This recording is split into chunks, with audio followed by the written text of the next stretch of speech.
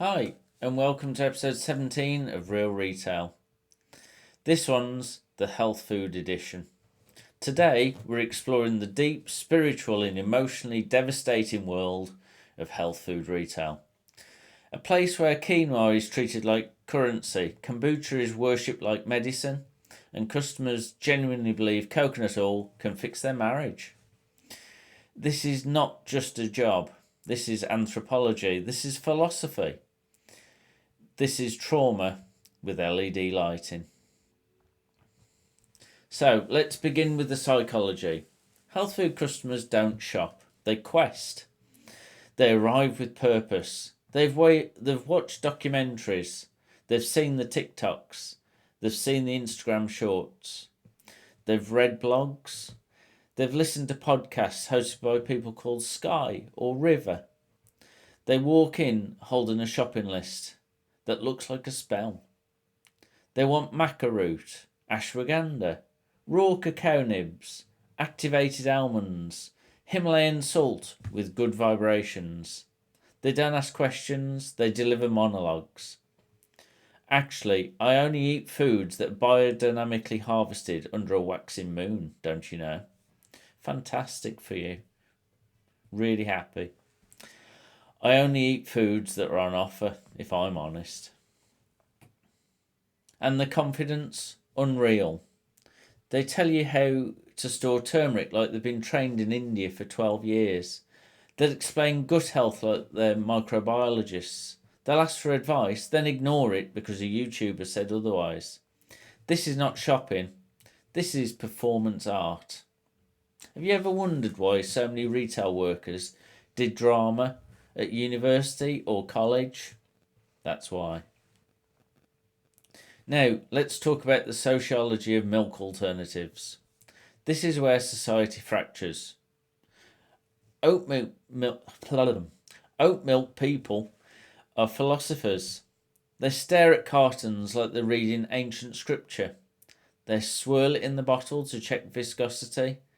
They debate brands like they're discussing politics. Almond milk people are purists. They want simplicity. They want clarity. They want to feel morally superior.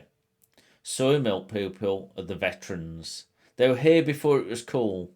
They've seen things. Coconut milk people are chaotic. They don't know what they want. They're just here for the good vibes. And then there's potato milk. If you drink potato milk, you've given up. You're spiritually done. The milk aisle is not an aisle. It's a battlefield of identity. And anthropologically speaking, quinoa is the cornerstone of health food culture. It's not a grain, it's a belief system. People treat quinoa like it's sacred. They whisper when they pick it up. They ask questions like, is this ethically sourced? Is the ancient grain activated? Is this quinoa that aligned with my chakras? I once had a customer ask if quinoa was sentient. I said, only on the weekends. They didn't know if I was serious or not. Quinoa is the currency of the health food world. Forget Bitcoin, it's quinoa.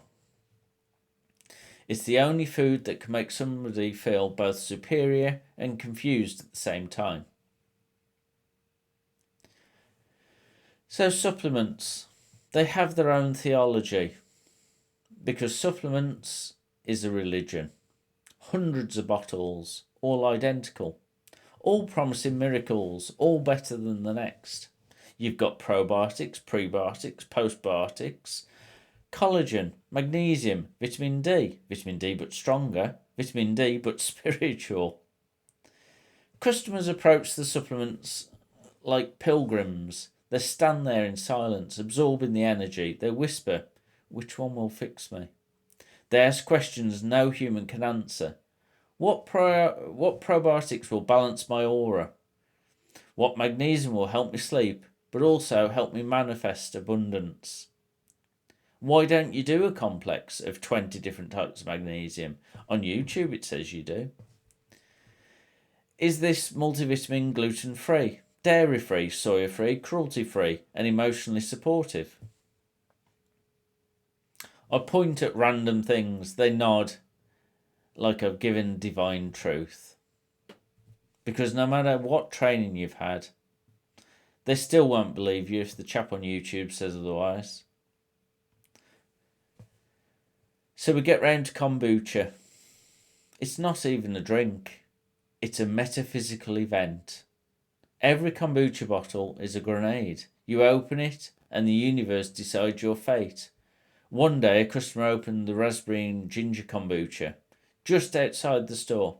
It exploded like a fermented volcano. The front entrance was covered. Customer dripping, floor sticky, and me standing there, almost baptised in probiotic foam. The old me would have panicked. The enlightened me now just whispers, I'll get a cloth. Kombucha teaches acceptance. You cannot control it, you can only surrender. And then we get to gluten-free. Gluten-free bread is a philosophical paradox. It exists, but it doesn't. It's bread, but it isn't. It's soft, but it's also a brick. It's expensive, but it's spiritually priceless. Customers pick it up like they're holding a newborn. They'll ask, is this one good? You've no idea, but you pretend and say, yeah, it's great. Gluten-free bread is the Schrodinger's cat of retail. It's both edible and not edible until observed. So yeah, health food retail isn't just a job. It's philosophy. It's a lifestyle. It's a spiritual journey through quinoa, kombucha, and oat milk identity crisis.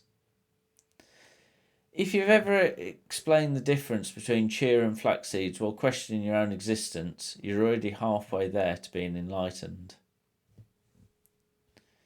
So drop your health food or even just food store stories in the comments below. Let's heal together. And thank you again.